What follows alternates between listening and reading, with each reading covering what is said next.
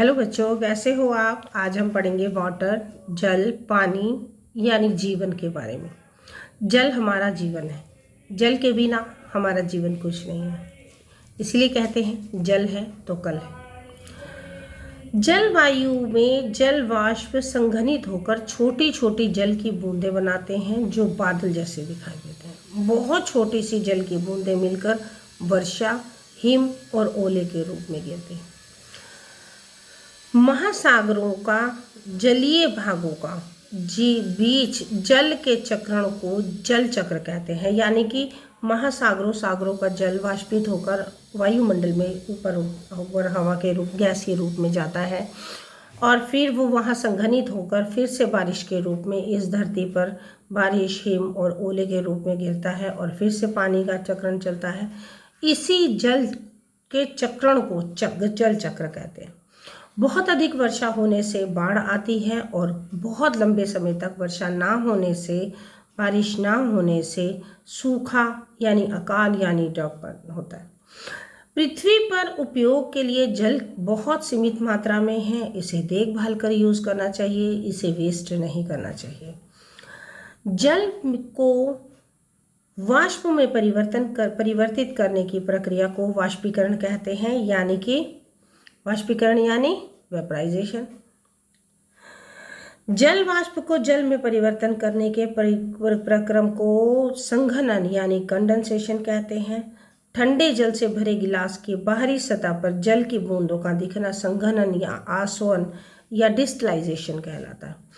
गिलास के चारों ओर पानी की बूंदों का दिखना वो क्यों दिखता है? क्योंकि हमारे वायुमंडल में जल वाष्प विद्यमान है। हमने ऑक्सीजन और एयर अराउंड अस वाले लेसन में पढ़ा था कि हमारे चारों तरफ जो हवा है, जो वायु है, उसके अंदर जल वाष्प है और वही जल वाष्प जो है गिलास के चारों ओर होते हैं। जब रेफ्रिजरेटर में गिलास को रख देने से क्या होता है, उसके चारों तरफ से उसको ठंडी हवा मिलती है। जब ठंडी हवा मिलती है तो वो जल वाष्प जम जाते हैं और संघनित हो जाते हैं। फिर थोड़ी देर बाद जब हम उस गिलास को फ्रीजर से बाहर निकालते हैं, वो नॉर्मल टेम्परेचर के एटमॉस्फेयर में आता है, तो वो सारा जो जमा हुआ जल होता है वो फिर से बूंदों का रूप लेकर गिलास के चारों ओर दिखाई देता है। जल वाष्पन हमेशा जल की ऊपरी सतह पर होता है। यानी पानी उबलता है या गर्म होता है तो वो नीचे वाष्पन नहीं होता, पानी में नीचे वाष्पन नहीं होता, पानी की ऊपरी सतह पर वाष्पन होता है।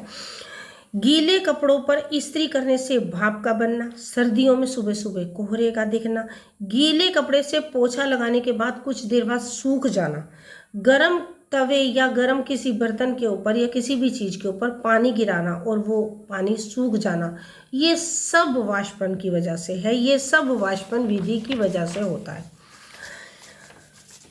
जल आता कहाँ से है? जल हमारी पृथ्वी पर बहुत थोड़ी मात्रा में, हमें उसे संभल कर यूज़ करना चाहिए। हम उसको बहुत वेस्ट कर रहे हैं।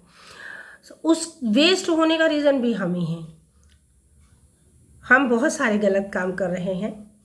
हम अपनी प्राकृतिक जो हमें गॉड गिफ्टेड चीज़ें हैं, हम उसको बहुत वेस्ट करते हैं। जैसे कि हमने पिछले लेसन पढ़ा था, कूड़ा जलाकर वायु प्रदूषण करने का कारण हम हैं। पानी को वेस्ट करने का कारण हम हैं, क्योंकि हमें एक गिलास पानी भरते हैं और आधा गिलास पीते हैं और आधा गिलास फेंक देते हैं। आधा गिलास पानी किसी और की प्यास बुझा सकता है, ये नहीं समझते हम लोग। ज़्यादा से ज़्यादा सर्फ और साबुन डाल के कपड़े धोती है मम्मी, खूब साबुन डालती है और फिर क्या करती है, फिर ढेर सारा पानी यूज़ करती है उस कपड़ों में से वो साबुन को निकालने में, और वो सारा का सारा पानी कहाँ जा रहा है? Waste, total waste.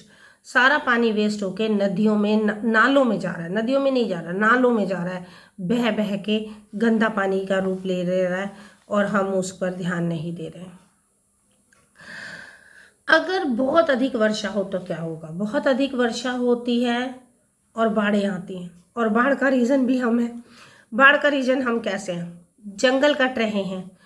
नेचुरल हरे जंगलों को काट कर कंक्रीट के जंगल बनाने का जिम्मेदार कौन है?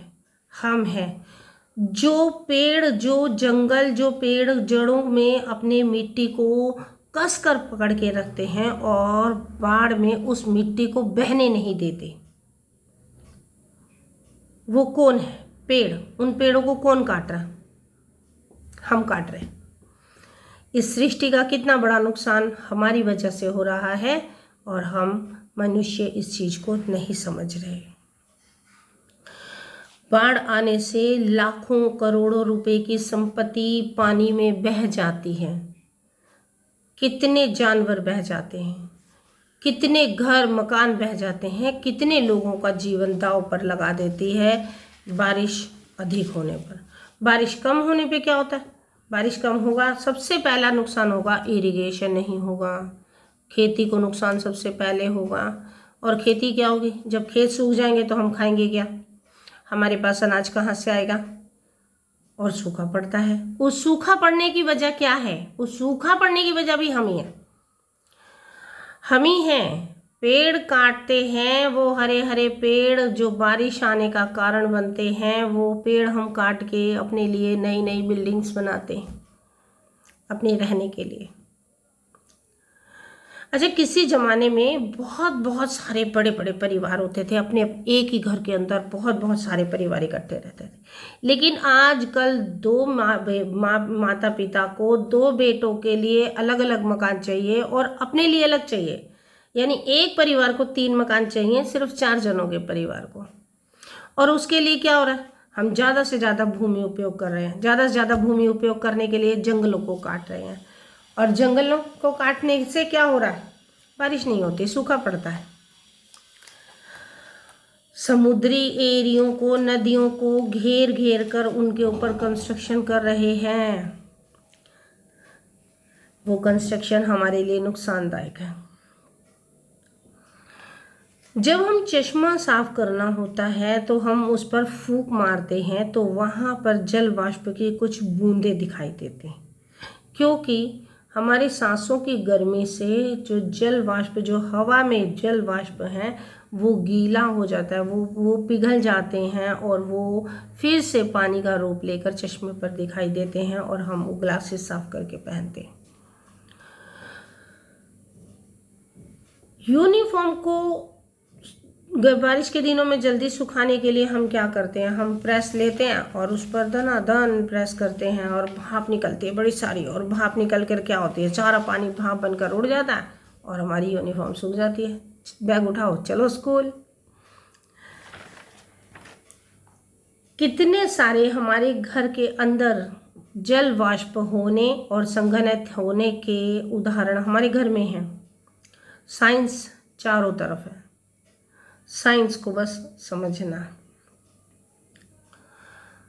जल हमारे लिए बहुत ज़रूरी है, हमारे अपने कामों के लिए, हमारे पीने के लिए, पौधों के लिए, जानवरों के लिए, इरिगेशन के लिए, हर चीज़ के लिए तो जल चाहिए।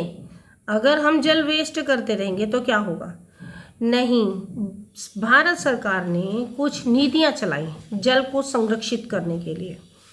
रेन वाटर हार्वेस्टिंग सिस्टम बनाए हैं। बड़े बड़े महलों, कोठियों, बड़े बड़े जो सिनेमा घर हैं और मॉल्स हैं और मेट्रो स्टेशंस हैं, वहाँ पर रेन हार्वेस्टिंग सिस्टम लगाए गए हैं ताकि जल को सुरक्षित रखा जा सकता है। क्या करते हैं? उस जल को सारा, जो बारिश का पानी गिरता है बिल्डिंग के ऊपर, वो सारा एक पाइप के जरिए एक घर के नीचे बने हुए टैंक में जाता है और उस टैंक में से हमारी ज़मीन के नीचे पानी जाता है ताकि पानी का ग्राउंड वाटर लेवल जो है वो ऊंचा आ जाए, ताकि ज़मीन जो नीचे से परती होने लगी है, सूखने लग गई है, वहाँ पानी की कमी होने लग गई है, उस चीज़ को ठीक करने के लिए रेन हार्वेस्टिंग सिस्टम बनाए गए हैं।